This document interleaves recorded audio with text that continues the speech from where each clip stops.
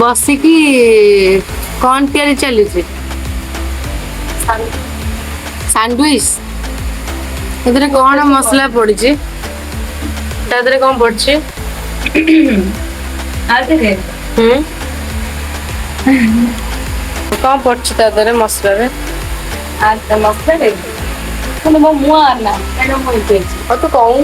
ମସଲାରେ ଅଛି କଣ ମାନେ ଆମର ପରିବାର ହଉଛି ଗାଜର, କ୍ୟାପ୍ସିକମ୍, ଟମାଟୋ ଆଉ ପିଆଜ, ଆଳୁ, ତାପରେ ତା ଦେହରେ ହଉଛି ମ୍ୟାଗି ମସଲା, ଜିରା ଗୁଣ୍ଡ, ତାପରେ ଟିକେ ଲୁଣ, ଧନିଆ ପତ୍ର, ଲଙ୍କା ଗୁଣ୍ଡ, ବାସ୍ ଏତିକି ଆଉ ଟମାଟୋ ସସ୍ ଟିକେ।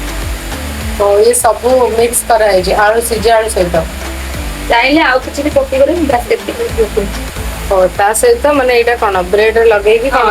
ବ୍ରେଡ ଟା ଏବେ ଲଗାଇଥିଲି ଆଉ ଏଇଟା ଅଛି ଆଗରେ ବ୍ରେଡରେ ଦେଇକି ଆଚ୍ଛା।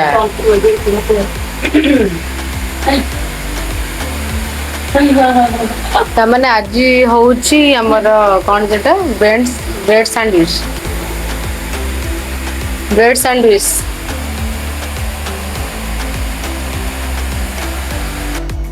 ବର୍ତ୍ତମାନ ବ୍ଲୁଟୁଥରେ ବି କାନରେ ଦିଆହେଇଛି, ଯୋଉଥିପାଇଁ ସାଙ୍ଗ ସହିତ କଥା ବି ଚାଲିଛି, ତା ସହିତ ବ୍ରେଡ ସାଣ୍ଡୱିଚ ବି ଚାଲିଛି।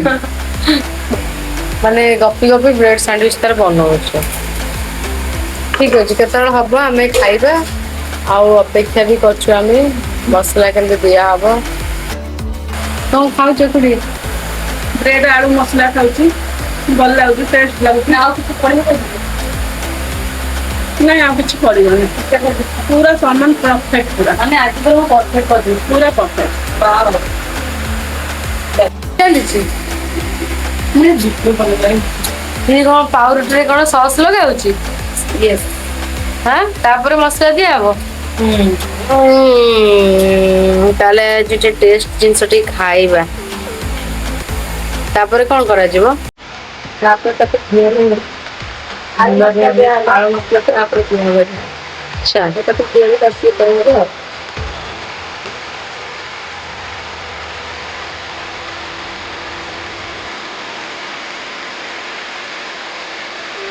ତାହେଲେ ଆଳୁ ମସଲା ଅଲରେଡି ଦିଆ ହେଇଗଲା, ତା ଉପରେ ଆଉ ଗୋଟେ ବ୍ରେଡ ଦିଆହବ। ତାପରେ ଆଉ ଓହୋ ଆଚ୍ଛା। ହେଇଗଲା ଆମର। ଏଇଟାକୁ ମାନେ ତେଲରେ ଇଏ କରାହବ। ତେଲରେ ନୁହଁ, ଘିଅରେ। ଘିଅ।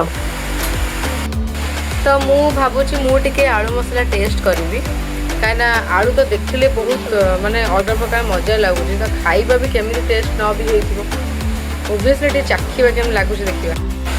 ତ ଇଏ ହେଲା ଆଳୁ ମସଲା। ମୁଁ ଟିକେ ଟେଷ୍ଟ କରିବି, କାରଣ ଯେହେତୁ ବ୍ରେଡ ଦେଲା ପରେ ଟିକେ ଟେଷ୍ଟ ବହୁତ ପ୍ରକାର ଅଲଗା ଲାଗିବ। ତ ମତେ ଦେଖିକି ଲୋଭ ଲାଗିଲା, ତ ସେଥିପାଇଁ ମୁଁ ଟିକେ ନେଇଆଇଲି।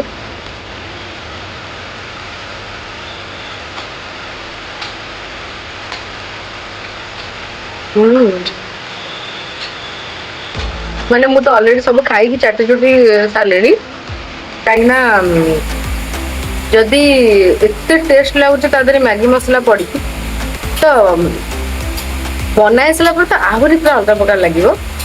ମୁଁ ଜାଣି ସାରିଲିଣି, କେମିତି ଇମାଜିନ କରିସାରିଲିଣି କଣ ଲାଗିବ, ଯେହେତୁ ସେଟା ଘିଅରେ ବୋଧେ ଭଜା ହବ। ଖାଇଲା ପରେ ତା ଟେଷ୍ଟ କେମିତି ଲାଗିବ? ଠିକ ଅଛି, ଜଲ୍ଦି ଜଲ୍ଦି ବନେଇଲେ ମୁଁ ଖାଇବି। ବର୍ତ୍ତମାନ ଆମର ସାଣ୍ଡୱିଚ ମ୍ୟାଡାମ ବନଉଛନ୍ତି, ତ ଅଲରେଡି ଏଠି ଘିଅ ମରା ହେଲାଣି, ତାପରେ ବ୍ରେଡ ଟାକୁ ଥୁଆ ହେଲା। ଘିଅ ଟା ମାରିଲେ କଣ ଟେଷ୍ଟ ଲାଗିବ, ତେଲ ମାରିଲେ ହବନି? ଯୋଉ ଟେଷ୍ଟ ଥାଏ ତ ତେଲରେ ନଥାଏ। ଆଚ୍ଛା। କଣ ପାଇଁ? ଓ ତମେ ତାହେଲେ ଏଇଠି ରଖିଛ। ତମେ ଯଦି ଏତେ ତସଲା ଭିତରେ, ବଡ ତସଲା ଭିତରେ ଏତେ ପୁରେଇକି ରଖିବ। ଯେହେତୁ ଆମ ଫ୍ୟାମିଲି ବହୁତ ବଡ, ସେଥିପାଇଁ ଆଉ କିଛି ପାଇଁ ଲାଷ୍ଟ ଏଇ ହଁ ମାନେ ଆକ୍ଚୁଆଲି କଣ କି, ମାନେ ଆମର ବହୁତ ଲୋକ ଅଛନ୍ତି, ତ ସେଥିପାଇଁ ଟିକେ ବହୁତ ଖାଇବା ନ ବନେଇଲେ ପାଇବନି, କାରଣ ବହୁତ ବଡ ଫ୍ୟାମିଲି, ତ ସେଥିପାଇଁ ଅଲରେଡି ଆମର ଯୋଉ ତ ରୂପ ମୁଁ କରିଛି ଛାଡେ, ସନ୍ଧ୍ୟାବେଳେ ସେଇଭଳିଆ ରୂପ ହେଇଛି। ସେଇଟା ହେଲା? ମୁଁ ବ୍ଲଗ ବନାଉଛି। ତମେ ତ ସେମିତିରେ ବି ଏଇ ଯୋଉ ଘିଅରେ ସେକାସେକି କରୁଛ ସେଇଟା ତ ବିଶ୍ୱ ସୁନ୍ଦର ଦେଖାଯାଉଛି। ହଁ ଆମେ କଣ ତାମାନେ ମୁଁ କଣ ତମେ କଣ ଇନଡାଇରେକ୍ଟଲି କହୁଛ, ସେମାନେ ସବୁ ଇନଡାଇରେକ୍ଟଲି କହୁଛ, ଡାଇରେକ୍ଟଲି ହେଇଛି।